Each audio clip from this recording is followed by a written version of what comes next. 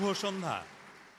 BBC বাংলার বিশেষ আয়োজন বাংলাদেশ সংলাপের পঞ্চম সপ্তাহের অনুষ্ঠানে আপনাদের সবাইকে স্বাগত জানাচ্ছি। আমি কামাল আহমেদ। ঢাকার বাংলাদেশ চীন মৈত্রী সম্মেলন কেন্দ্রে উপস্থিত অতিথি, দর্শক এবং রেডিও আর অনলাইনে যারা আমাদের এই অনুষ্ঠান শুনছেন, আপনাদের সবাইকে শুভেচ্ছা। বাংলাদেশ সংলাপের আজকের বিষয় স্বাস্থ্যসেবা উন্নয়নের উপায় কি। আজ সন্ধ্যের এই আয়োজনে স্বাস্থ্যসেবা বিষয়ে শ্রোতা দর্শক আপনাদের প্রশ্নের জবাব দেবেন যারা, সেই প্যানেলে আছেন আমার ডান দিকে বাংলাদেশ সরকারের স্বাস্থ্যমন্ত্রী ডক্টর খন্দকার মোশাররফ হোসেন। তিনি ক্ষমতাসীন দল বিএনপির নীতি নির্ধারক সংস্থা স্ট্যান্ডিং কমিটির একজন সদস্য। আছেন তার পূর্বসূরি আমার বাম দিকে প্রাক্তন স্বাস্থ্যমন্ত্রী, আওয়ামী লীগের প্রেসিডিয়াম সদস্য শেখ ফজলুল করিম সেলিম। আমার ডান দিকে শেষে আছেন নারী ও প্রজনন স্বাস্থ্যের বিষয়ে বিশেষজ্ঞ ডক্টর হালিদা হানুম খন্দকার। আমার বাম দিকে জাতিসংঘের উন্নয়ন বিশেষজ্ঞ ডক্টর সেলিম জাহান। 2015 সালের মধ্যে বিশ্বে দারিদ্র্য অর্ধেকে নামিয়ে আনার কর্মসূচি মিলেনিয়াম ডেভেলপমেন্ট গোলের দারিদ্র্য বিমোচন বিভাগের প্রধান হিসাবে তিনি এখন কাজ করছেন নিউ ইয়র্কে, এবং সেখান থেকে আমাদের এই অনুষ্ঠানে যোগ দিতে এসেছেন তিনি। সবচেয়ে বামে আছেন দেশের দরিদ্র এবং অবহেলিত জনগোষ্ঠীর উন্নয়নে কাজ করছে এরকম একটি বেসরকারি উন্নয়ন সংস্থা অ্যাকশন এইডের বাংলাদেশ শাখার প্রধান নাসরিন হক। সুধী দর্শক, স্বাস্থ্য বিষয়ের আলোচনায় আজকের প্যানেল। অনুষ্ঠানের আঙ্গিক সম্পর্কে একটু জানিয়ে রাখি রেডিওতে যারা শুনছেন। আমরা এই মিলনায়তনে উপস্থিত শ্রোতাদের কাছ থেকে প্রায় 400-র মতো প্রশ্ন পেয়েছি। প্যানেলে যারা আছেন তারা ছাড়াও মিলনায়তনে উপস্থিত দর্শক আপনারাও মন্তব্য করার সুযোগ পাবেন। আজকের প্রথম প্রশ্ন আব্দুর রউফ, গোবিন্দগঞ্জ, গাইবান্ধা। সরকারি হাসপাতালগুলোর কথা শুনলে মানুষের মনে একটা নেতিবাচক মনোভাব লক্ষ্য করা যায়। এই মনোভাব থেকে উত্তরণের উপায় কি? প্রথমেই নাসরিন হক। প্রথম যে জিনিসটা আমাদেরকে দেখতে হবে যে সরকারি হাসপাতালে গেলে আমরা কি দেখতে পাই। প্রথম কথা হলো আমরা সেখানে সেবার জন্য যারা নিয়োজিত আছে, যেইটুকু অর্থ দিয়েই বাংলাদেশ সরকার তাদেরকে নিয়োগ দিয়েছে, তাদের অধিকাংশ চিকিৎসকদেরকে আমরা সেখানে পাই না। এটা হলো প্রথম কথা। আমরা কোথায় পাই তাদেরকে? আশেপাশের কোনো প্রাইভেট ক্লিনিক কিংবা হাসপাতালে। যদি বা তারা আমাদেরকে দেখেন, তারা আমাদেরকে বলেন যে আপনারা যদি মনে করেন যে একটু সচ্ছল বিকেলে আসেন, আর যদি মনে করেন অসচ্ছল তাহলে বলেন একটু অর্থ জোগাড় করে পরে আসেন। তো আমার মনে হয় প্রথম যে জিনিসটা আমাদেরকে দেখতে হবে সেটা হলো যে জবাবদিহিতাটা কোথায়। হ্যাঁ, জবাবদিহিতা যদি ঢাকায় এবং মন্ত্রণালয়ে হয়, যার যোগাযোগ আছে সে কাজ করবেন না। আর জবাবদিহিতা যদি স্থানীয় সরকারের কাছে হয়, স্থানীয় সরকার বলে যদি কিছু থাকে, তাহলে সেখানে হয়তো বা আমরা একটা স্বাস্থ্য সেবা পেতে পারি। তো আমার মনে হয় যে প্রথম একটা শর্ত হচ্ছে স্থানীয় সরকার, স্থানীয় নিয়োগ, সেই জায়গাটাকে শক্তিশালী করা। আর অবশ্যই আমাদের একটা সেবা দেওয়ার বিবেচনা থাকতে হয়। পাশাপাশি এটাও বলতে হবে যে যারা পরিশ্রম করেন, যারা কাজ করেন, তারা অনেকেই বলেন যে যেই ব্যবস্থাপনা সেটা কিন্তু যারা কাজ করে তাদেরকে পুরস্কৃত করে না, বরঞ্চ যাদের যোগাযোগ ভালো, যারা মন্ত্রী পর্যন্ত যেতে পারেন তাদেরকেই পুরস্কৃত করে। তো এইটার পরিবর্তন না হলে আমার মনে হয় যে স্বাস্থ্যসেবার মানটা উন্নত করা একটু কঠিন। সরকারি হাসপাতালগুলো সম্পর্কে নেতিবাচক মনোভাব থাকে মানুষের। ডক্টর হালিদা হানুম খন্দকার। সরকারি হাসপাতালগুলো সম্বন্ধে ইদানিং দেখা যাচ্ছে এবং বেশ কয়েক বছর ধরেই দেখা যাচ্ছে যে আমাদের সবার মাঝে একটা খুব একটা ভালো ধারণা নেই সেবার মান নিয়ে, ডাক্তার বা নার্সদের ব্যবহার নিয়ে, এবং আরও অনেক কিছু নিয়েই তাদের মনে নানান ধরনের প্রশ্ন আছে এবং অসন্তোষ আছে। তো এখানে দুটো দিক আমার মনে হয় দেখতে হয়। একটা হলো যারা ওখানে সেবা দিচ্ছেন তাদের দিকটা, আর যিনি সেবাটা নিতে গেলেন তারও দিকটা। দুজনের মাঝে কিন্তু একটা সমন্বয় থাকার দরকার আছে। হ্যাঁ, আমি জানি যে এখানে আমরা অনেক সময় ফ্রেন্ডলি, আমরা যেটা বলি ইউজার ফ্রেন্ডলি, সেরকম সেবা হয়তো আমরা দিতে পারি না। তারও অনেক কারণও আছে। কারণ সরকারি হাসপাতাল, বিশেষ করে ঢাকার হাসপাতালগুলোর কথা আমি বলছি, এখানে দেখা যায় যে প্রচণ্ড ভিড় থাকে। একটা ডাক্তারকে সারা দিনে বা কয়েক ঘন্টার ভিতরে যতগুলো পেশেন্ট দেখতে হয় সেটা কিন্তু WHO-র যে একটা মান আছে যে একটা ডাক্তার, একজন ডাক্তার কতজনকে দেখবে, সেটার থেকে বহুগুণ ঊর্ধ্বে তাকে দেখতে হয়। তো সেখানে তার দিকটাও আমরা খতিয়ে দেখতে চেষ্টা করব এবং তারও কিছুটা অসুবিধে আছে। যেমন সে হয়তো ভালো একটা জিনিস দিতে চাচ্ছে, কিন্তু দেখা গেল যে সেখানে হয়তো সে জিনিসটার দরকার, একটা ভালো ইনস্ট্রুমেন্ট নেই, একটা অপারেশন করবে লাইট নেই, বা মান্ধাতার আমলের অপারেশনের যন্ত্রপাতিগুলো রয়ে গেছে। তো সেখানে আপনারা যারা যাচ্ছি বা আমরা যারা সেবা নিতে যাচ্ছি, তারা যদি মনে করি যে উন্নত দেশের সাথে তুলনা করে যে ওই ধরনের একটা উন্নত ধরনের সেবা আমরা নিতে পারবো, হ্যাঁ, সেখানে আমাদের কিছু অসুবিধা তো আমাদের ডাক্তারদের আছে এবং তাদের সেটাও আমাদের বিবেচনা করে দেখতে হবে যে ঢালাওভাবে ঠিক অসন্তুষ্ট না হয়ে আমরা তো খোলামেলা আলোচনাও তো করতে পারি। এই জিনিসটা আমাদের বড় অভাব আছে। আমরা শুধু প্রতিবাদ করি এবং একবারও ডাক্তার সাহেবকে জিজ্ঞেস করি না আপনারও কি কোনো অসুবিধা আছে, বা কোনো নার্সকে জিজ্ঞেস করি না বা তারও কি সেবা দেওয়ার ক্ষেত্রে কোনো অসুবিধা আছে, সেও কি টায়ার্ড বা তারও কি অন্য কোনো কারণ আছে। ডক্টর সেলিম জাহান, আমি আপনার প্রশ্নটাকে একটু ঘুরিয়ে দিই। আপনি জিজ্ঞেস করেছেন যে সরকারি হাসপাতালগুলোর প্রতি নেতিবাচক একটা মনোভাব আছে কিনা। তার উল্টো দিকটা যদি আমরা দেখি যে বেসরকারি হাসপাতালের প্রতি কি খুব ইতিবাচক মনোভাব আছে কিনা। এখন এটার দুটো উত্তর হতে পারে। এক উত্তর হতে পারে হ্যাঁ, অথবা উত্তর হতে পারে না। যদি হ্যাঁ হয় তাহলে আর বেশি দূর এগোনোর প্রয়োজন নেই।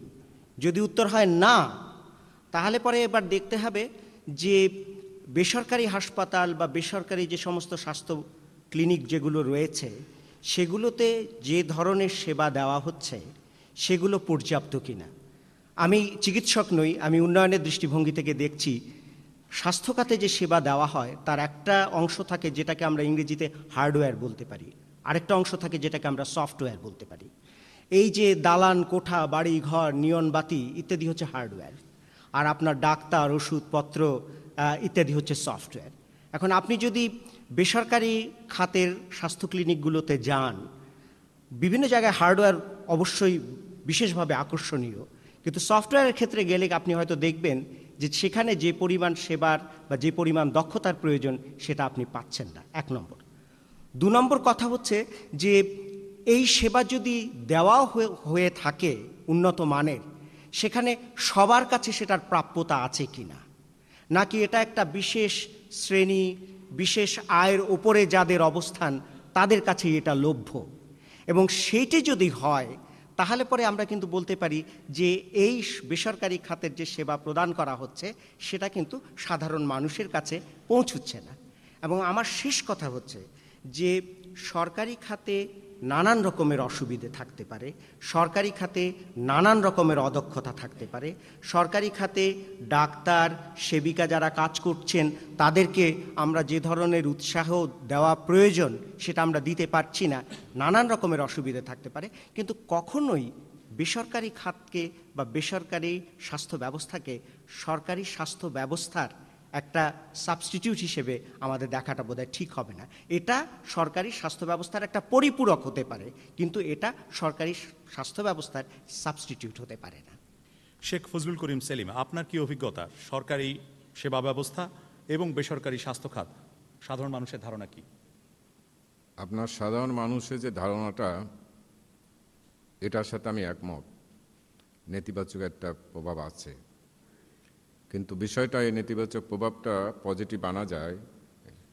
বিশেষত সরকারি হাসপাতালে বিভিন্ন অসুবিধা আছে। যারা সেখানে কাজ করেন, ডাক্তার, নার্স বা কর্মচারী, তাদের বহু পেশেন্ট দেখতে হয়, অল্প সময়ের ভিতর তাদের বিভিন্নভাবে হয়রানি করে, বিভিন্ন স্থানীয়ভাবেও হয়। কিন্তু সবচেয়ে বড় কথা হলো যে এই পজিটিভ দিকটা আসতে পারে, আমি মনে করি ডাক্তার এবং নার্সদের যদি আচরণটা রোগীদের প্রতি কি কতখানি সেবা দিল আর না দিল সেটা না, দেখা যায় যে একজন রোগী গেল তাকে দেখছে না বা তাকে একটু অ্যাভয়েড করছে, এই জায়গাটাই কিন্তু খটকাটা লাগে। সুতরাং এখানে আন্তরিকতার সাথে যদি রোগীদের সাথে একটি ভালো ব্যবহার করে এবং আপনজন করেন, কারণ রোগীরা মনে করেন ডাক্তার এবং নার্স তার আপনজন, সেখানে কতখানি উন্নত মতো চিকিৎসা দিল কি দিল না সেটা কথা না, এই জিনিসটা একটা দিক আছে। আর বেসরকারি হাসপাতালে সাধারণ মানুষ সেখানে সব জায়গায় যেতে পারে না, ধরেন আমাদের এখানে অনেক বড় বড় হাসপাতাল হয়েছে। সুতরাং এই নেতিবাচক জিনিসটা পজিটিভ আনতে হতে যেখানে প্রতিবন্ধকতা আছে সেই জিনিসগুলো আমাদের দূর করার দরকার। কারণ বাংলাদেশের আপনার ম্যাক্সিমাম রোগের পক্ষে সম্ভব নয় অ্যাপোলো বা এখানে বড় বড় হাসপাতালে যাইয়া চিকিৎসা করা। সুতরাং সাধারণ মানুষের জন্য সরকারি হাসপাতালই একমাত্র নির্ভরযোগ্য প্রতিষ্ঠান। এখানে আমি আবারও বলছি, যেখানে যে অসুবিধা রয়েছে ডাক্তার নার্সদের, তাদের বিভিন্ন কর্মচারীদের যদি অসুবিধা, সেইটাকে যদি মেকআপ করা যায় এবং তাদের যদি আচরণ এবং ব্যবহার রোগীদের প্রতি আপনজন হিসাবে যদি গ্রহণ করতে পারে, তাহলে এই নেতিবাচক দিকটা আপনার ইতিবাচকে চলে আসবে বলে আমি মনে করি। শ্রোতা দর্শকদের কাছে আসবো একটু পরে, তার আগে স্বাস্থ্যমন্ত্রী ডক্টর হোসেন। সরকারের যে হাসপাতালগুলো রয়েছে, আমাদের কলেজ হাসপাতাল, বিভিন্ন মেডিকেল কলেজ হাসপাতাল, বিশেষায়িত হাসপাতাল, জেলা হাসপাতাল এবং উপজেলা হাসপাতাল আমাদের রয়েছে এবং ইউনিয়ন পর্যায়ের স্বাস্থ্য ও পরিবার কল্যাণ কেন্দ্র, এগুলো হচ্ছে সরকারের স্বাস্থ্য স্থাপনা। এখানে আমি অনেকের সাথে একমত। আমি স্বাস্থ্যমন্ত্রী হিসাবেও আমি যে স্বাস্থ্য স্থাপনায় গেলে আমিও নিজে খুশি হতে পারি না। আমার বিশ্বাস আমার আগে জনাব শেখ সেলিম সাহেব স্বাস্থ্যমন্ত্রী ছিলেন, তারও নিশ্চয়ই এই ধরনের অভিজ্ঞতা আছে। কিন্তু আমাদেরকে বিবেচনা করতে হবে যে আমরা এই স্বাস্থ্য খাতে কী কত পরিমাণ খরচ করতে পারি। ওয়ার্ল্ড হেলথ অর্গানাইজেশনের একটি হিসাব মতে আমাদের মতো উন্নয়নশীল দেশেও কমপক্ষে $40 মাথাপিছু প্রতি বছর খরচ করার প্রয়োজন। সেখানে আমরা সরকারিভাবে মাত্র $7 থেকে $8 খরচ করছি, আর বেসরকারিভাবে সেরকমই $60 মতো খরচ হচ্ছে বলে একটা হিসাব। তো $15 মাত্র খরচ হচ্ছে মাথাপিছু প্রতি বছর। সেখানে আমরা যে পরিমাণ চিকিৎসক দেওয়া প্রয়োজন, রোগীর জন্য যে পরিমাণ রোগী আমাদের দেশে আছে, সেই পরিমাণ চিকিৎসক নিয়োগ এখনও সরকারের পক্ষে সম্ভব হয়নি। আমরা চেষ্টা করছি। ইতিমধ্যে আমরা প্রায় 3000-এর উপরে ডাক্তার নিয়োগ করেছি, আরও 3000-এর উপরে নূতন পদ সৃষ্টি করেছি। ঠিক একইভাবে নার্সদের ব্যাপারে যদি দেখা যায় যে নার্স এবং রোগীর যে আনুপাতিক হার অত্যন্ত বেশি, এবং ডাক্তার এবং নার্সের হারও আমাদের দেশে উল্টা। আগে ছিল 3 জন নার্স ডাক্তারের জন্য 1 জন নার্স, আর পৃথিবীতে এটা উল্টা। 1 জন ডাক্তারের পিছনে 3 জন নার্স থাকা প্রয়োজন স্বাস্থ্যসেবাটাকে সম্পূর্ণভাবে সুন্দরভাবে দেওয়ার জন্য। বর্তমানে 2 জন ডাক্তারের পিছনে 1 জন নার্স আমরা দিতে পেরেছি। আমরা নার্সের পদ আরও সৃষ্টি করছি। এখানে লোকবল প্রয়োজন। সেই লোকবল আমাদের দেশে আমরা এখনও রোগীর যে পরিমাণ প্রত্যেকটা সরকারি হাসপাতালে আসে, সেই অনুপাতে আমরা ডাক্তার নিয়োগ করতে পারিনি। ঢাকা মেডিকেল কলেজ হাসপাতালে যে পরিমাণ শয্যা সংখ্যা আছে, তার থেকে দ্বিগুণ সবসময়ই সেখানে ভর্তি থাকে। এবং সরকারি হাসপাতালগুলো যদি কোনো রোগী খারাপ থাকে, অবস্থা খারাপ থাকে, তাকে ফিরিয়ে দেওয়ার কোনো ক্ষমতা নেই, যেটা বেসরকারি হাসপাতালে করে। সেই জন্য আশানুরূপ সেবা দেওয়া সম্ভব হচ্ছে না। আমি মনে করি যে আমাদের বর্তমান সরকার রাজস্ব এই ব্যাপারে আমাদের বাজেট বৃদ্ধি করছেন, আরও বাজেট বৃদ্ধি প্রয়োজন। আমাদের যথেষ্ট পরিমাণ চিকিৎসক দেওয়া, নার্স দেওয়া, স্বাস্থ্যকর্মী দেওয়া প্রয়োজন এইসব স্বাস্থ্য স্থাপনাগুলোতে, এবং আরও হাসপাতাল বৃদ্ধি করা প্রয়োজন। ধন্যবাদ। আমি শ্রোতাদের কাছে যেতে চাই, প্রথম সারিতে। সরকারি হাসপাতালে নেতিবাচক এটা আমার মনে হয় যে ডাক্তারদের নৈতিকতার অভাবও অনেকখানি রয়েছে। যেমন সাধারণ শিক্ষকদের প্রয়োজন আছে যে তারা যেমন বেতন পায় তা দিয়ে চলে না, প্রাইভেট টিউশনি করতে হয়। কিন্তু আমাদের দেশে ডাক্তারদের জন্য মনে হয় এটা ঠিক না যে তাদের হয় না সম্পর্ক। আপনাকে ধন্যবাদ। আমরা এবার দ্বিতীয় প্রশ্নে যাই। শ্যামনগর সাতক্ষীরার মোহন কুমার মণ্ডল। ইউনিয়ন পর্যায়ে স্বাস্থ্যসেবা প্রদানকারী স্বাস্থ্য কেন্দ্রগুলোতে কোনো ডাক্তার থাকে না। এর প্রধান কারণ কি? ডাক্তারের স্বল্পতা, নাকি ডাক্তার নিয়োগ করা হয়নি? খুব সংক্ষেপে নাসরিন হক। আমাদের ইউনিয়ন পর্যায়ে আসলে ডাক্তার কিছু নিয়োগ দেওয়া হলেও আমাদের ডাক্তাররা তো শহরে শিক্ষিত, ওনারা গ্রামে যেতে চায় না। এবং আমরা যদি প্রথম প্রশ্নের জবাবেও যাই যে আমাদের স্বাস্থ্যসেবাটা উন্নত হবে তখনই যখন যারা সেবা প্রদান করে তারা মানুষের কাছে যায়। এটা একটা শর্ত। আমাদের মাননীয় মন্ত্রী মহোদয় বলেছেন যে বরাদ্দ একটা সমস্যা, যে পরিমাণ খরচ দরকার সেটা আমাদের রাজস্ব ব্যয় সেটা সম্ভব না, কিন্তু শুধু রাজস্ব ব্যয় বৃদ্ধি কিংবা অধিক ডাক্তার নিয়োগ করলেও কিন্তু এই সমস্যা দূর হবে না। ওনারা যদি ইউনিয়ন পর্যায়ে যাওয়ার মানসিকতাটা না বহন করেন সেখানে যেতে পারবে না। পাশাপাশি এটাও বলতে হবে যে ইউনিয়ন পর্যায়ে সেই ব্যবস্থাটাও থাকতে হবে। তবে একটা জিনিস খুবই জরুরি আমাদের বোঝা, যে একটা কাশির জন্য কিংবা একটা সর্দির জন্য ডাক্তারের কাছে যাওয়ার দরকার নাই। সেখানে স্বাস্থ্যসেবা দিতে যারা সক্ষম স্বাস্থ্যকর্মী তাদের কিন্তু নিয়োগ আছে, কিন্তু তাদেরকে সেখানে পাওয়া যায় না, সেটাই সমস্যা। সাবেক স্বাস্থ্যমন্ত্রী শেখ ফজলুল করিম সেলিম, আপনার অভিজ্ঞতা কি? ইউনিয়ন পর্যায়ে স্বাস্থ্যসেবা দেওয়ার জন্য আসলে কি লোকবলের অভাব, না ডাক্তাররা যেতে চান না? দুটোই আছে, লোকবলেরও অভাব আছে, ডাক্তাররা যেতেও চান না। কেননা ইউনিয়ন পর্যায়ে ডাক্তারদের থাকা বা তাদের সেখানে ফেব্রিয়ে নিয়ে থাকা এবং পরিবেশ, সেটা অনেক সময় দেখা যায় যে সেটা নেই। তাছাড়া তাদের বাচ্চারা যদি ঢাকা পড়ে বা অন্যখানে পড়ে তাহলে তারা কেউ ইউনিয়ন পর্যায়ে যেতে চায় না। এখানে ইনফ্রাস্ট্রাকচারও দরকার, কোয়ার্টার দরকার, তাদের থাকার ব্যবস্থা করে দরকার, তাদের যাতায়াতের সুযোগ সুবিধা করে দরকার, এবং তারা যেন নিশ্চিন্তভাবে তাদের ছেলে মেয়েদের বাইরে পড়াতে পারে সেই চিন্তা দূর একটা আছে। আর দ্বিতীয়ত ডাক্তার তো আমাদের শর্টেজ আছে। আপনাদের বোধহয় এখন আমাদের কাছে রেকর্ডে মনে হয় আছে 32,000-এর মতন সারা বাংলাদেশে বিএমডিসি রেজিস্ট্রেশনে বোধহয় 32,000 ডাক্তার আছে। তাহলে আমাদের 14 কোটি লোকের জন্য বলতে, তার ভিতরে অনেকে আপনার বাইরে চলে যায়, লিয়েনে চলে যায়, অনেকে ট্রেনিংয়ে চলে যায়, ডেপুটেশনে চলে যায়। সুতরাং স্বল্পতা তো আছেই। তা আমাদের ডাক্তার তো পর্যাপ্ত ডাক্তার দরকার, এবং ডাক্তারদের যে সুযোগ সুবিধা যেটা দরকার, যে নিশ্চিন্তভাবে তারা সেবা করতে পারে ইউনিয়ন পর্যায়ে, সেজন্য তাদের ইনফ্রাস্ট্রাকচার, কোয়ার্টার, অন্য সুযোগ সুবিধা থাকা দরকার বলে মনে করি। স্বাস্থ্যমন্ত্রী, গ্রাম অঞ্চলে ইউনিয়ন পর্যায়ে নিয়োগ পাওয়ার পরে ডাক্তাররা যান না, এ ধরনের সংখ্যা বা এ ধরনের প্রবণতা কতটা বেশি এখন?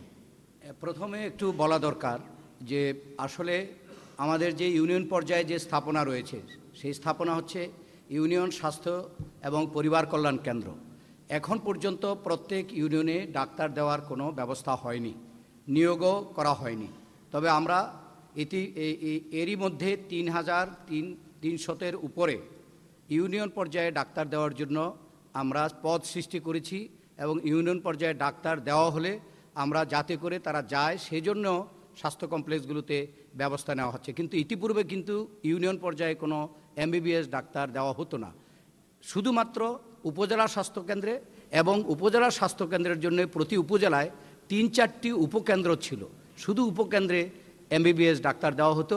কিন্তু এখানে ঠিক যে যেহেতু আমাদের স্বল্পতা রয়েছে, সেজন্যে তারা সেখানে অনেক সময় থাকতে চায় না। যেহেতু জেলা হাসপাতালে খালি আছে পদ, চেষ্টা করে সেখানে চলে যায়। আমরা চেষ্টা করছি সব পদ পূরণ করার জন্য, তাহলে বাধ্য হবে সে ইউনিয়ন এবং উপজেলা স্বাস্থ্য কমপ্লেক্সে থাকতে। পরবর্তী প্রশ্নকর্তা ঢাকার শ্যামলী থেকে কাজী তৌহিদ এলাহি।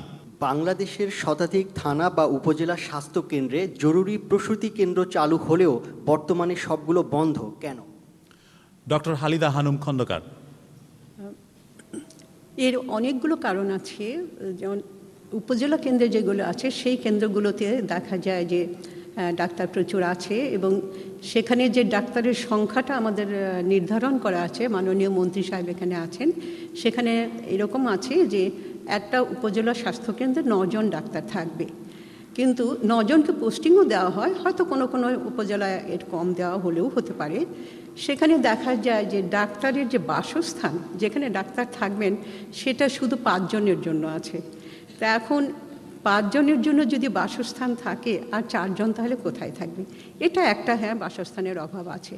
আর দ্বিতীয় কথা হলো এই যে ডাক্তাররা ওখানে যাচ্ছে, তাদেরকে বেশিরভাগ ক্ষেত্রে দেখা যায় যে অভিজ্ঞ ডাক্তারদের সেখানে দেওয়া হয় না। প্রতিটি ডাক্তার বলুন বা প্রতিটি ইয়াং ছেলে বা মেয়েই বলুন, সবারই একটা উপরে ওঠার স্পৃহা থাকে এবং থাকা উচিত বলে আমি মনে করি। কিন্তু ওইখানে যে ডাক্তারগুলোকে দেওয়া হয় তাদের জন্য কোনো ইনসেন্টিভ নাই। এমন যদি হতো যে হ্যাঁ, পাশ করার পরে যে সমস্ত ডাক্তারগুলো ওখানে যাবে পরবর্তীকালে তাদেরকে ভালো প্রশিক্ষণের জন্য ব্যবস্থা করা হবে, তাদেরকে পিজিতে বা অন্য কোথাও তাদের উচ্চতর প্রশিক্ষণ দেওয়ার ব্যবস্থা করা হবে, বা অন্য ধরনেরও নানান রকমের ইনসেন্টিভ থাকার সম্ভাবনা তারা দিতে পারে। কিন্তু এই ধরনের কিছু বোধহয় আমাদের এখন পর্যন্ত স্বাস্থ্য ব্যবস্থার ভিতরে নেই। আরও প্রশ্ন আছে, যেমন ধরুন ওখানে যদি কোনো বড় অপারেশনের দরকার পড়ে এবং প্রসূতির জন্যই যদি দরকার পড়ে, তাহলে হয়তো তাকে রক্ত দেওয়ারও ব্যবস্থা করা দরকার হতে পারে। সেখানে কজন অ্যানেস্থেটিস্ট আছে আমি জানি না, এবং ব্লাড ব্যাংকেরও স্বল্পতা আছে, রক্তেরও স্বল্পতা আছে, নানান কিছু কারণের জন্য সেখানে হয়তো ডাক্তাররা থাকতে চায় না। আর এছাড়া আরও আছে, হ্যাঁ, ডাক্তারের কিছু অ্যাটিটিউডেরও বৈকল্য আছে। আমি বলবো যে এটাও ডাক্তারদের, আমি ঠিক ভালো বলছি না বা খারাপও বলছি না, যে তাদেরও এদিক দিয়ে অ্যাটিটিউডটাকে তাদের বদলাতে হবে, যে কেন সব জায়গায় এই ধরনের সেবাটা তারা দিতে পারবে না। ধন্যবাদ ডক্টর খন্দকার। স্বাস্থ্যমন্ত্রী, উপজেলা স্বাস্থ্যকেন্দ্রে প্রসূতি কেন্দ্রগুলো বন্ধ কেন? 120টি উপজেলায় আমরা প্রসূতি কেন্দ্র স্থাপন করেছি। এখানে প্রসূতি কেন্দ্রকে যদি সম্পূর্ণভাবে চালু রাখতে হয়, যে 24 ঘন্টা চালু রাখা প্রয়োজন, সেই নিরিখে আমরা কিন্তু সেই পরিমাণ সেখানে ডাক্তার দিতে আমরা সমর্থ নই। আরেকটি বিশেষ অসুবিধা আমরা পড়েছি, সেটা হচ্ছে আমাদের দেশে পর্যাপ্ত অ্যানেস্থেসিওলজিস্ট নেই। কেননা যে প্রসূতি কাজে যদি সিজারিয়ান করতে হয়, সার্জেন পাওয়া যাচ্ছে, আমরা দিতে পারছি 120টি কেন্দ্রে, কিন্তু সেই পরিমাণ অ্যানেস্থেসিওলজিস্ট পাওয়া যাচ্ছে না। কেননা অতীতে এই ক্ষেত্রে অনেকেই বিশেষজ্ঞতা অর্জনের জন্য তারা ইন্টারেস্টেড ছিলেন না। বর্তমানে আমরা প্রতিটি পুরাতন মেডিকেল কলেজে পোস্ট গ্রাজুয়েট চালু করেছি। সেই পোস্ট গ্রাজুয়েট কোর্সে বর্তমানে অ্যানেস্থেসিওলজিস্ট হওয়ার জন্যে তারা বিশেষজ্ঞতা অর্জন করছেন, কিন্তু আমাদের সবচাইতে সমস্যা হচ্ছে অ্যানেস্থেসিওলজিস্ট পাওয়া যাচ্ছে না বলে আমরা অনেক কেন্দ্রে সার্জন থাকা সত্ত্বেও প্রসূতি কেন্দ্র পুরোপুরিভাবে চালু রাখতে পারছি না, বা সিজারিয়ান কেসটা করা সম্ভব হচ্ছে না। শ্রোতা দর্শকের কাছে আসবো, তার আগে শেখ ফজলুল করিম সেলিম। আসলে আমার পূর্বে বক্তা বলছেন যে আমাদের কতগুলো হেলথ কমপ্লেক্স, যেটা সেই হেলথ কমপ্লেক্সে, থানা হেলথ কমপ্লেক্সে, এখানে কিছু পদ আছে, যেমন আপনার গাইনির ডাক্তার আছে, অর্থোপেডিক্স আছে, আই আছে, তারপর আর একটা বোধহয় 4টে পদ আছে, স্পেশালিস্ট পদ। এগুলো কিন্তু পদ ক্রিয়েট আছে, কিন্তু এই অনুপাতে কিন্তু আমি স্বাস্থ্যমন্ত্রী হিসেবে যখন ছিলাম তখন আমি ফিল করছি এখানে এই বিশেষজ্ঞ আমাদের নেই, কিন্তু পদ ক্রিয়েট হয়েছে 9 জন সেখানে থাকবে, 5 জন মেডিকেল অফিসার, 4 জন স্পেশালিস্ট। এছাড়া যে বিষয়টা আর একটা দেখা যাচ্ছে যে সেখানে অ্যাকোমোডেশনের সেখানে অসুবিধা আছে। একটা গাইনি ডাক্তার সেখানে যাওয়ার পর সে ইয়ং হলো, তার থাকা ওখানে সম্ভব হয় না, এটা একটা প্রবলেম আছে। যেখানে যদি হাজব্যান্ড ওয়াইফ যদি 2 জন ডাক্তার হয়, সেখানে হয়তো থানা হেলথ কমপ্লেক্স এক জায়গায় দেয়া যেতে পারে। নাসরিন হক। সত্যিকারভাবে আমরা যদি দেখি, ইভেন আমাদের স্বাধীনতা যুদ্ধের জায়গা থেকে যখন আহত মুক্তিযোদ্ধাদের জন্য হাসপাতাল হয়েছিল, অপারেশন হয়েছে অনেক সময় 100 ওয়াটের টর্চ লাইট দিয়ে, হ্যাঁ, অ্যানেস্থেসিওলজিস্ট নাই, সেই জন্য একজন মহিলার জান বাঁচাতে পারবো না। অনেক ডাক্তাররাই এটা করতে পারেন। সো আমার মনে হয় যে এগুলি আসলে অজুহাত মাত্র। ডক্টর সেলিম জাহান। আমার খুব সংক্ষিপ্ত বক্তব্য, সেটা হচ্ছে যে একজন মা যখন সন্তানের জন্ম দেন, সেটা একটা খুব অসাধারণ ব্যাপার, কিন্তু সেই সন্তানের জন্ম দিতে গিয়ে মায়ের মৃত্যুটি একটি অতি অসাধারণ ব্যাপার। এবং এটা শুধু বাংলাদেশের ক্ষেত্রে নয়, এটা কোনো দেশেই হওয়া উচিত নয়। কিন্তু কেন হচ্ছে, সেটার জন্য যে শুধুমাত্র প্রসবকালীন অবস্থান এবং সে সময় কি স্বাস্থ্য সুবিধা দেওয়া হচ্ছে সেটি বড় প্রশ্ন নয়, তার আগে, অর্থাৎ তিনি যখন সন্তানের গর্ভভার বহন করছেন তখন আমরা তাকে কতটা সুযোগ সুবিধা দিতে পারছি, সেখানে পরীক্ষা নিরীক্ষার কি ব্যবস্থা আছে।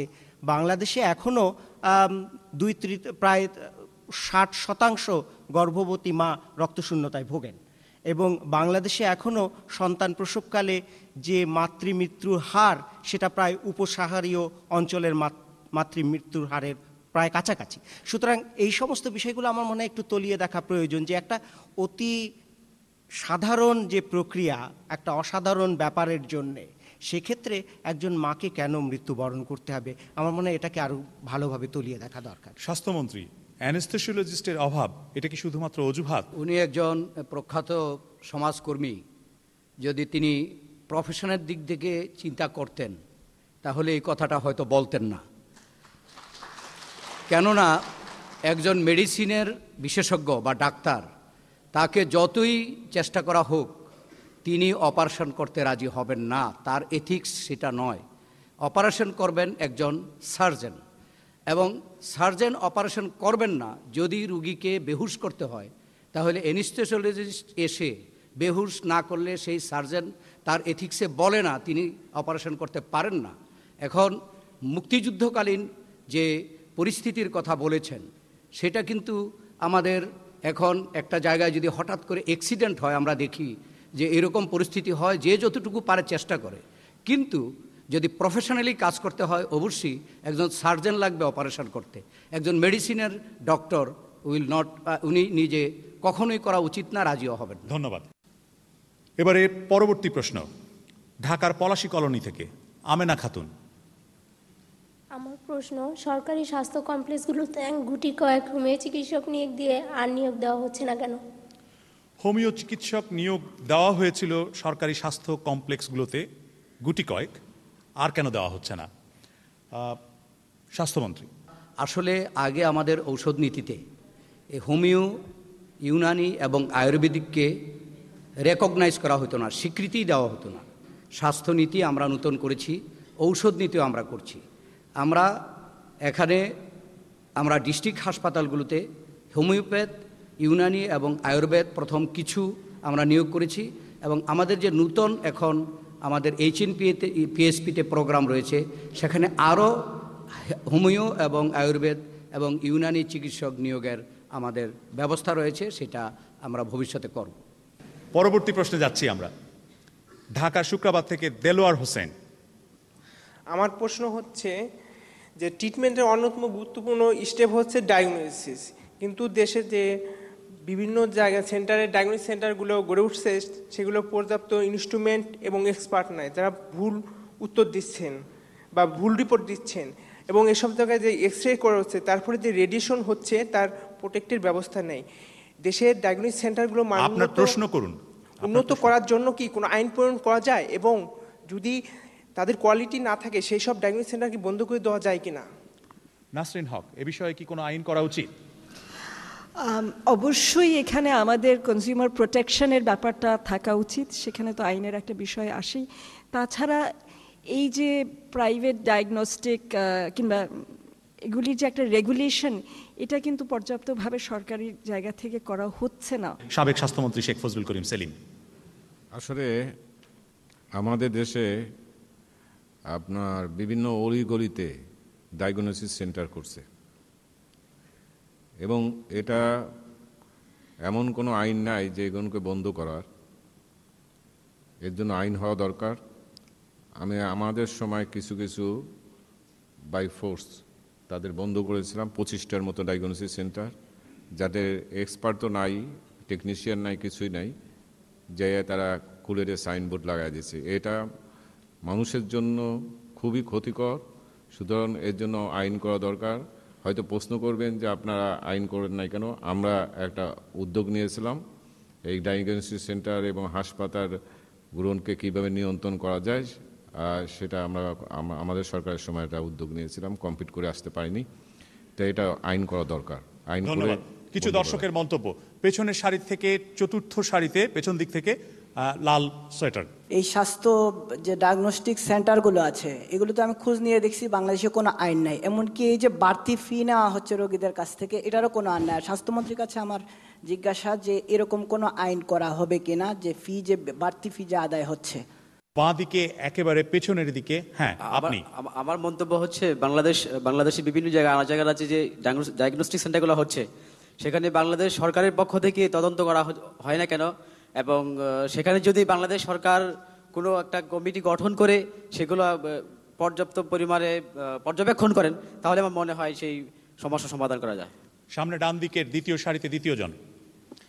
আমার মনে হয় যে আইন তো করতেই হবে, তার সাথে যে জিনিসটা দরকার যে আইনের যে সঠিক প্রয়োগ হচ্ছে কিনা সেখানে। কারণ দেখা গেল যে এমন আমরা দেখেছি বা শুনেছি যে পানি নিয়ে টেস্ট করার পর ডায়াগনস্টিক বলা হয়েছে যে মিষ্টি খাওয়ান, সুখবর। আপনাকে ধন্যবাদ। শ্রোতারা, দর্শক, আপনাদের মতামত। নতুন আইন করা দরকার, কতজন মনে করেন নতুন আইন করা দরকার? সংখ্যাগরিষ্ঠ শ্রোতা মনে করছেন যে শতকরা প্রায় 90% মনে করছেন যে নতুন আইন করা দরকার। স্বাস্থ্যমন্ত্রী। প্রথমেই যে শেষ প্রশ্নটির উত্তরে আমিও সকলের সাথে একাত্মতা ঘোষণা করতে চাই। আমার সুযোগ থাকলেও আমি হাত দেখাতাম।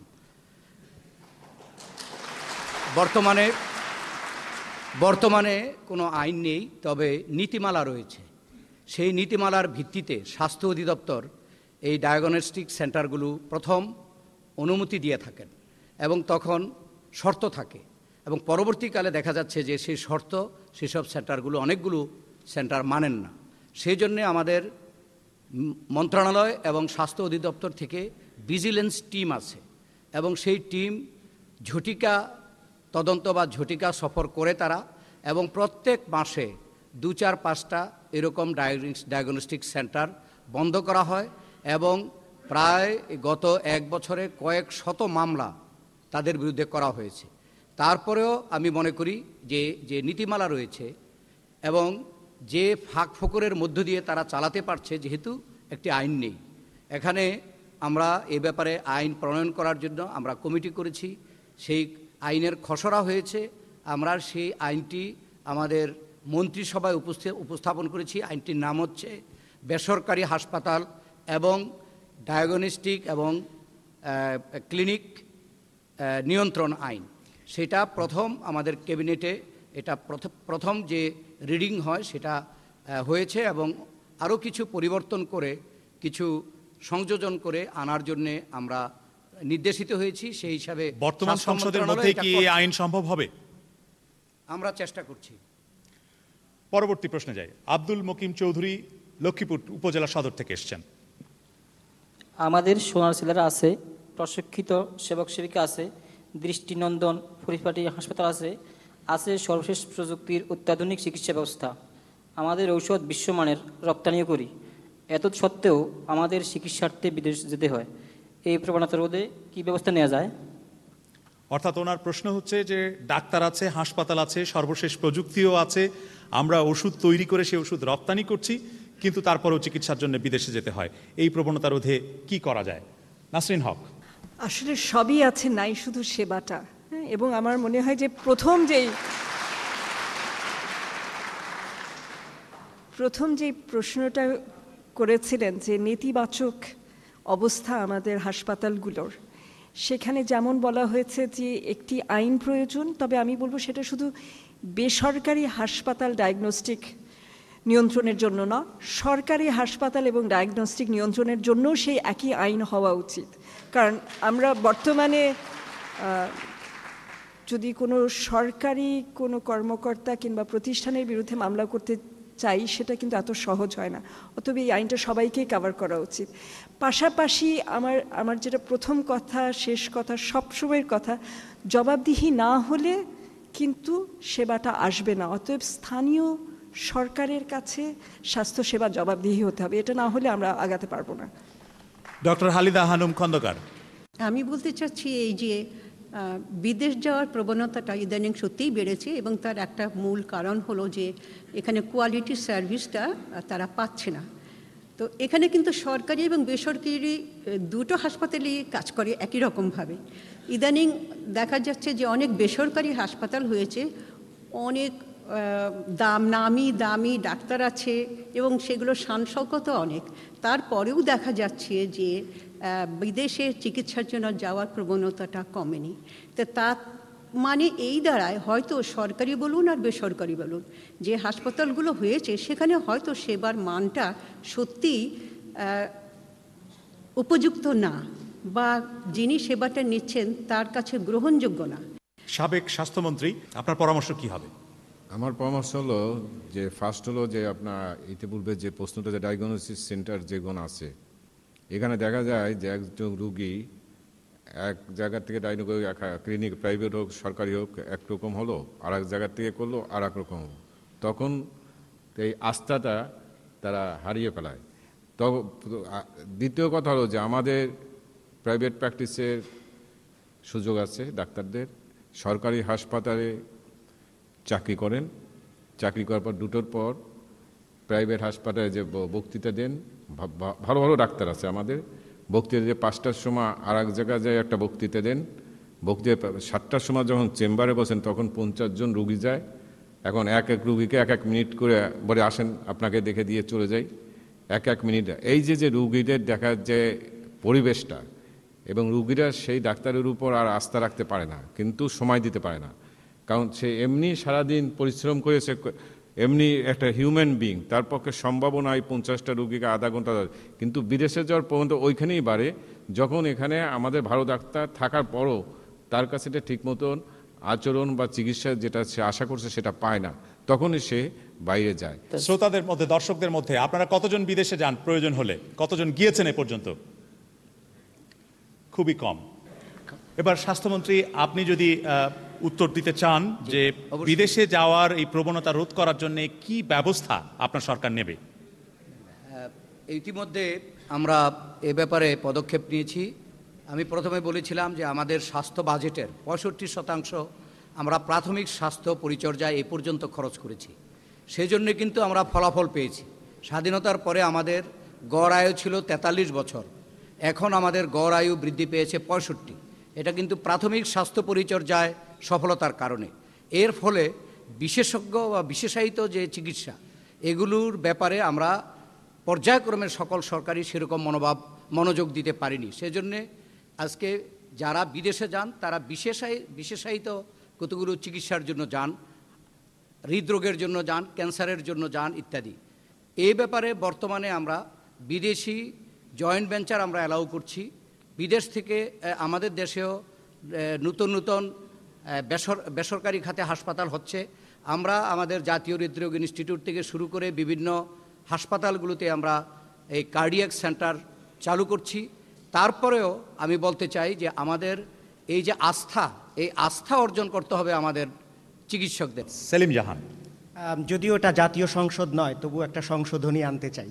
সেটা হচ্ছে যে প্রশ্ন করা হয়েছে যে বিদেশে যাওয়ার প্রবণতা, কতজন বিদেশে যান এদেশ থেকে স্বাস্থ্যের সুবিধার জন্যে? শতকরা 20 জনও নয়, সুতরাং বা শতকরা 30 জনও নয়, মানে দেশের অধিকাংশ লোক বিদেশে গিয়ে তার স্বাস্থ্য চিকিৎসার ব্যয়ভার বহন করার মতো ক্ষমতা রাখেন না, এটাই হচ্ছে সত্য কথা। সুতরাং অধিকাংশ মানুষই বিদেশে যাওয়ার ক্ষমতা রাখেন না। সুতরাং প্রশ্নটা হচ্ছে যে তাহলে পরে আমাদের দেশের যে স্বাস্থ্য ব্যবস্থাটা আছে সেটাকে কি করে আমরা সত্যিকারভাবে দরিদ্র এবং যারা এই স্বাস্থ্য ব্যবস্থার উপর নির্ভরশীল তাদের কাছে আমরা পৌঁছে দিতে পারি। সে প্রসঙ্গে একটা কথা বলা হয়েছে, আইনের কথা বলা হয়েছে এবং স্বাস্থ্যমন্ত্রী নীতিমালার কথাও বলা হয়েছেন। আমরা সবসময় মনে করি যে একটা আইন করে দিলে পরেই বোধহয় সব সমস্যার সমাধান হয়ে যাবে, অথবা আমরা নীতিমালা যখন করব তখন একটা কমিটি করে দিলেই বোধহয় নীতিমালাটা হয়ে যাবে। আমার মনে হয় যে আইন এবং নীতিমালার মধ্যে যে ব্যবধানটা, এটাকে যদি আমরা সত্যিকার অর্থে এটাকে যদি উতরাতে চেষ্টা করি, তাহলে যে ধরনের নীতিমালার কথা আমরা বলছি সেটা বৃহত্তর জনগোষ্ঠীর মধ্যে আলোচিত হওয়া প্রয়োজন প্রথমে, এবং সেই আলোচনা যদি বৃহত্তর জনগোষ্ঠীর মধ্যে হয়, সেখানে ডাক্তাররা থাকবেন, নার্সরা থাকবেন, সেবিকারা থাকবেন, স্বাস্থ্য মন্ত্রণালয় থাকবে, জনগণ থাকবেন, এবং তার ভিত্তিতে যদি নীতিমালা হয় এবং তার ভিত্তিতে যদি আইন হয়, তখন সেই আইন এবং নীতিমালার একটা স্বচ্ছতা থাকে, সেখানে যে দায়বদ্ধতার কথা বলা হয়েছে সেই দায়বদ্ধতা থাকে। ধন্যবাদ ডক্টর জাহান। বৃহত্তর পরবর্তী প্রশ্নকর্তা সম্ভব নয়। গোসাইরহাট শরীয়তপুর থেকে সুশান্ত ভাওয়াল। সার্বজনীন স্বাস্থ্য শিক্ষা নিশ্চিত করতে সরকারি ডাক্তারদের প্রাইভেট প্র্যাকটিস কি বাধা নয়? এর জন্য নীতিমালা বা স্বাস্থ্যনীতি কি? ডক্টর হালিদা হানুম খন্দকার, আপনি নিজে একজন চিকিৎসক, সরকারি ডাক্তারদের প্রাইভেট প্র্যাকটিস কি বন্ধ করা উচিত? এটা আইন করে বন্ধ করা উচিত কি উচিত না এটা আমি ঠিক সে সম্বন্ধে বলতে পারবো না। তবে আমার মনে হয় সরকারি স্বাস্থ্য ব্যবস্থাকে আমরা সবার কাছে পৌঁছে দিতে পেরেছি। যতদিন পর্যন্ত বাংলাদেশের প্রতিটি জনগোষ্ঠীর কাছে স্বাস্থ্যসেবাটা সরকারিভাবে পৌঁছানো না পাওয়া যাচ্ছে, ততদিন নিশ্চয়ই ডাক্তারদের বেসরকারিভাবে বা প্রাইভেট প্র্যাকটিস করার অধিকার আছে এবং প্রয়োজন আছে। ডক্টর সেলিম জাহান, আমি মনে করি যে যিনি ডাক্তার বা যে কোনো পেশাই হোক না কেন, সে পেশার প্রতি তার যে আনুগত্যের কথা বলা হয়েছে, সেই পেশার প্রতি তিনি যে আস্থাবান থাকবেন সেটা যে বলা হয়েছে, সেটা নিশ্চয়ই একটা পূর্বশর্ত। কিন্তু মনে রাখতে হবে যে যিনি ডাক্তার, যিনি শিক্ষক, তিনিও মানুষ, তারও একটা পরিবার আছে, তিনিও সামনে তার ভবিষ্যতের দিকে তাকাচ্ছেন। সুতরাং এখানে আমার মনে হয় দুদিকের মধ্যে একটা সামঞ্জস্য বিধান করতে হবে। একদিকে হচ্ছে যে তাকে উৎসাহ দিতে হবে, সেই উৎসাহটা তার বেতনের ব্যাপারে হতে পারে, তার চাকুরির সুবিধার ব্যাপারে হতে পারে, যে ধরনের ব্যাপার তার পেশাগত দিক থেকে তাকে উন্নীত করতে পারে সে ব্যাপারে হতে পারে।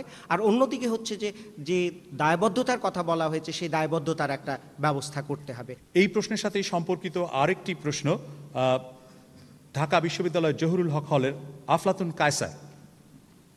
আমার প্রশ্নটি হচ্ছে, বাংলাদেশের মতো দরিদ্র দেশের চিকিৎসকরা যে উচ্চ হারে ভিজিট নেন তা অনেক ক্ষেত্রে অযৌক্তিক। চিকিৎসকদের ভিজিটকে নিয়ন্ত্রণ করা যায় কিনা, মানুষের জীবন নিয়ে যারা ব্যবসা করেন তাদের সেই ব্যবসাকে নিয়ন্ত্রণ করার কোনো পরিকল্পনা বর্তমান সরকারের আছে কিনা? নাসরিন হক।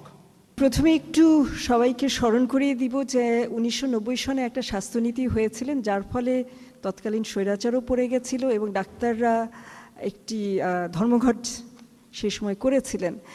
সেটা হলো ডাক্তারদের প্রাইভেট প্র্যাকটিস, সরকারি ডাক্তারদের প্রাইভেট প্র্যাকটিস বন্ধ করার একটা কথা ছিল সেই স্বাস্থ্যনীতিতে। তবে এটা ঠিক যে আমাদের প্রাক্তন স্বাস্থ্যমন্ত্রী জনাব শেখ ফজলুল হক সেলিম যে কথাটা বললেন যে একটা মানুষ সে যদি কোয়ালিটি দিতে চায় তাহলে সে আসলে দৈনিক কত ঘন্টা কাজ করতে পারে, এবং একটা মানুষকে যদি ভালোভাবে সেবা দিতে হয় তাহলে কতক্ষণ ধরে তাকে দেখা প্রয়োজন। নিশ্চয় 1 মিনিটে সেই সেবাটা দেয়া যাবে না। অতএব আমরা যদি সত্যিকারভাবে সেবা চাই এবং আমাদের ডাক্তাররা সেটা দিতে সক্ষম, তাদের সেই মেধাটা আছে, কারণ তারা বিদেশে গিয়ে উন্নত মানের চিকিৎসক হিসাবেই পরিচয় দেন, কিন্তু আমাদের দেশে কেন সেটা দিতে পারেন না? সেটা অবশ্যই হলো যে এখানে একটা নিয়ন্ত্রণের বিষয় আছে। সেটা আইন করে হোক বেসরকারিদের ক্ষেত্রে এবং সরকারিদের ক্ষেত্রে তাদের সুযোগ সুবিধা ফ্যাসিলিটিস যেটাই দেওয়া দরকার, কিন্তু বর্তমানে যে অবস্থাটা বিরাজ করছে আমরা কিছুই পাচ্ছি না সেটাতে। চিকিৎসক কেউ আছেন কিনা? সামনের সারিতে বসে আছেন তৃতীয় জন। প্রাইভেট প্র্যাকটিস বন্ধ করলেই যে স্বাস্থ্য ব্যবস্থার উন্নতি হবে এটি আমি বিশ্বাস করি না। একজন শিক্ষক যদি প্রাইভেট পড়াতে পারেন, অন্য সরকারি চাকুরিজীবী যদি তার অন্য সময়ে যদি ব্যবসা করতে পারেন, তবে যিনি ডাক্তার তিনি তার অবসর সময়ে প্রাইভেট প্র্যাকটিস করতে পারবেন না কেন তা আমার বোধগম্য নয়। আর উচ্চ হারে ভিজিট সংক্রান্ত বিষয়ে আপনার মতামত কি? অবশ্যই যারা উচ্চ হারে একটি প্রাইভেট প্র্যাকটিসের সময় ভিজিট নেন সেটি সরকারের নিয়ন্ত্রণাধীন অবশ্যই আসতে পারে। ধন্যবাদ আপনাকে। স্বাস্থ্যমন্ত্রী, এ বিষয়ে আমরা কিন্তু বিভিন্ন সরকার এসেছে এই সরকারি চিকিৎসকদেরকে প্রাইভেট চিকিৎসা করার সুযোগ এই পর্যন্ত দেওয়া আছে। এটার কারণ হচ্ছে আমি যেটা বলেছিলাম যে আমাদের দেশে রোগীর তুলনায় ডাক্তারের সংখ্যা কম, সেজন্য শুধুমাত্র সরকারি যে 8 ঘন্টার সেবায় আমরা যদি একজন চিকিৎসককে সেখানেই আমরা লিমিটেড করে দিই, তাইলে এই ব্যক্তির একজন বিশেষজ্ঞতা জ্ঞান থাকা সত্ত্বেও তার অবসর সময়ে প্রয়োজনে সে আরেকজনকে সেবা দিতে পারছে না। সে সরকারি স্থানীয় দিক আর বেসরকারি পর্যায়ে দিক আমরা সেবা পাচ্ছি। তবে এটা সত্যি আমরা চেষ্টা করছি এবং এটা ডাক্তারদেরও অবশ্যই এটা মনে রাখা প্রয়োজন যে সরকারি যে সময়টা সেই সময়টা যেন প্রাইভেট প্র্যাকটিসে ব্যয় না হয়। সরকারি ডাক্তারদের প্রাইভেট প্র্যাকটিস বন্ধ করা উচিত কিনা? কত শতাংশ শ্রোতা মনে করেন? হাত উঠান। আমরা তো দেখছি প্রায় 60% শ্রোতাই মনে করেন যে, তার চাইতেও বেশি সংখ্যক শ্রোতা মনে করেন যে সরকারি ডাক্তারদের প্রাইভেট প্র্যাকটিস বন্ধ করা উচিত। পরবর্তী প্রশ্ন, ফরিদা মান্না সিনথিয়া, ঢাকা মেডিকেল কলেজের ইন্টার্নি করেন। আমার প্রশ্নটি হচ্ছে, স্বাস্থ্য মন্ত্রণালয় এমবিবিএস ডাক্তারদের ইন্টার্নশিপের মেয়াদ 1 বছর থেকে বাড়িয়ে 2 বছর করলে তা স্বাস্থ্যসেবার মান উন্নয়নে কোনো ভূমিকা রাখবে কি? ডক্টর হালিদা হানুম খন্দকার, ইন্টার্নশিপের মেয়াদ কি 2 বছর করা উচিত? আপনি যদি মনে করেন যে 1 বছরের প্রশিক্ষণই যথেষ্ট, আমি মনে করি না 1 বছরের প্রশিক্ষণ যথেষ্ট। ইভেন আমি তো যথেষ্ট বয়স হয়েছে এবং অভিজ্ঞতাও হয়েছে, এখনও আমি মনে করি যে অনেক কিছু শিখবার আছে। তা কাজেই এই জিনিসটা আমার মনে হয় আইন দিয়ে বা আপনাদের সাথে সমঝোতা করে বা ডাক্তারদের সাথে আলোচনা করে কোন বিষয়টা আপনারা মনে হবে যে এটা ভালো, প্রশিক্ষণ আরও বেশি নিতে পারলে তারপরে আপনারা বাইরে যাবেন, সেখানেও প্রশিক্ষণ নেবেন, বা ঢাকা কেন্দ্রিক যে হাসপাতালগুলো আছে সেখানে না থেকে আপনারা যখন বাইরে যাবেন, যেমন উপজেলা কেন্দ্র যেখানে বলা হচ্ছে যে অভিজ্ঞ ডাক্তার নেই, ইউনিয়ন হেলথ সেন্টারগুলো দেখেন সেখানেও অভিজ্ঞ ডাক্তার নেই, সেখানেও তো যেতে হবে। তো সেখানে যদি যেতে হয় একটা কনসালটেন্ট পর্যায়ের অভিজ্ঞতা না নিয়ে আপনারা যদি সেখানে যান, আপনি কি মনে করেন যে সেখানে আপনি পর্যাপ্ত উপযুক্ত সেবাটা দিতে পারবেন? ধন্যবাদ ডাক্তার খন্দকার। স্বাস্থ্যমন্ত্রী, প্রশিক্ষণ এটা কন্টিনিউয়াস বিষয়। একজন চিকিৎসক তিনি ভালো চিকিৎসক হন যিনি সবসময় প্রশিক্ষণে থাকেন। ছাত্র জীবনের পরে 1 বছর এখানে ইন্টার্নশিপ রয়েছে, এরপরেই আমরা ডাক্তাররা নিজেরা কাজ করার জন্য বা প্রেসক্রিপশান দেওয়ার জন্য তারা সার্টিফিকেট প্রাপ্ত হন।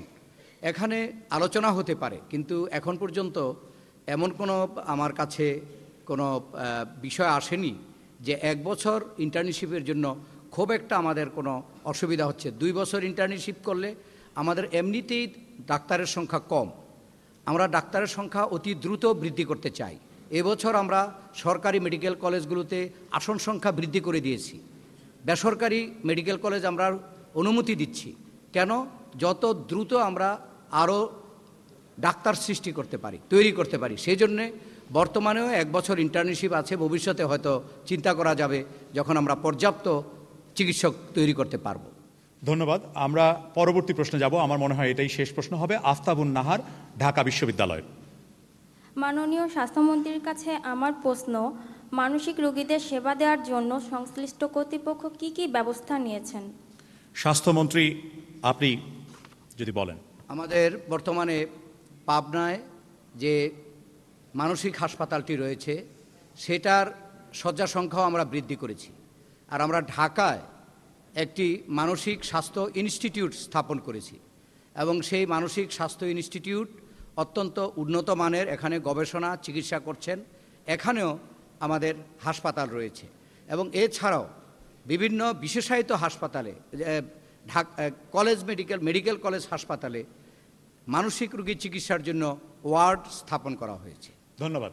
মানসিক রোগীদের ব্যাপারে বিশেষ ব্যবস্থা নেওয়া উচিত কিনা বা কি ধরনের ব্যবস্থা নেওয়া উচিত, খুব সংক্ষেপে ডক্টর খন্দকার। আমার মনে হয় বিশেষ ধরনের কিছু ব্যবস্থা নেওয়া উচিত তো বটেই, তখন কিভাবে নেওয়া হবে সেটা আমাদের মাননীয় মন্ত্রী সাহেব যেভাবে বললেন যে আপাত দৃষ্টিতে এটা তো একবারে সব দেশ জুড়ে নেওয়া যায় না, ফেজ বাই ফেজ এটা করতে হয়। আপাতত ওনারা ঢাকায় করেছেন, আগে পাবনায় ছিল, এরপরে হয়তো ডিস্ট্রিক্ট লেভেলে ওনারা করবেন। আমার মনে হয় সেটাই ভালো। নাসরিন হক।